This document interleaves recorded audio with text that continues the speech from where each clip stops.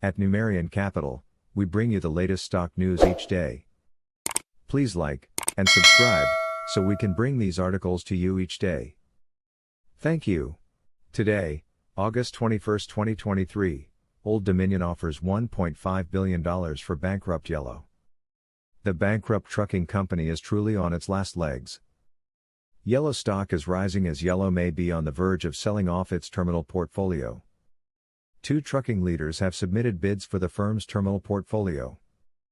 So far, Old Dominion Freight Line has the highest offer of $1.5 billion. The market vultures are once again closing in on a dying company. Ever since YELLQ filed for Chapter 11 bankruptcy and delisted from the Nasdaq, shares of the company have been in a race to the bottom. This week, however, YELLQ stock is actually surging on news that an industry leader may be stepping in. Why are shares rising today? Well, Old Dominion Freight Line has submitted a bid for $1.5 billion with the goal of acquiring YELLQ's portfolio of 166 terminals.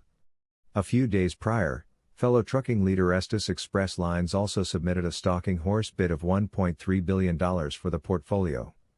With its higher offer, though, Old Dominion has officially launched somewhat of a bidding war. Of course, YELLQ shares are surging today as a result, but this doesn't mean that YELLQ will recover. Let's take a closer look at the companies vying for the spoils of this fallen firm. What's happening with YELLQ stock?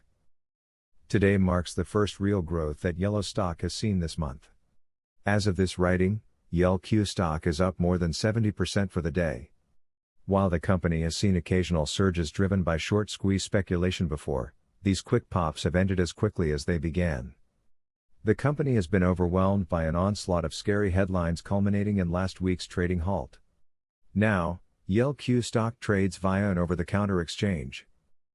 Last week, Investor Place reported that YELLQ seemed to be following a similar path to Bed Bath & Beyond. This analogy is further supported by the latest development of multiple buyers swooping in to acquire the company's assets. Investors can expect a similar scenario to play out for YELLQ. Whenever a company like YELLQ takes the bankruptcy route, its more stable peers often try to secure deals for themselves. Of course, Old Dominion may not end up ultimately winning the bid for YELLQ's terminal portfolio. However, any other buyers will have to submit a higher offer to compete with the company.